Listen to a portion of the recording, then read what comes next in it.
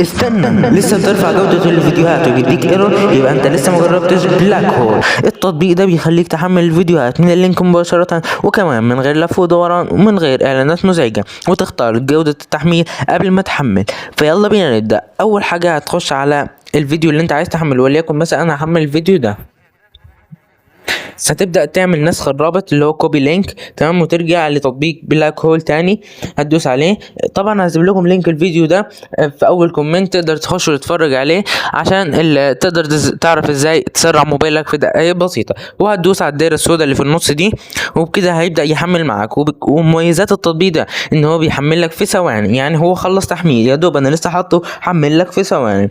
وكمان تقدر تحمل صوت بس لو انت عايز، بس انت لازم تحول MP3. ابقى اشرح لكم في الفيديوهات الجايه ان شاء الله، بس تركز استخدمه بس في المحتوى المسموح بيه عشان تحافظ على حسابك.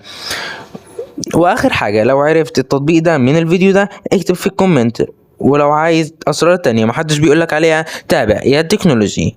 وكان معكم اياد، والسلام عليكم ورحمه الله وبركاته. مع السلامه.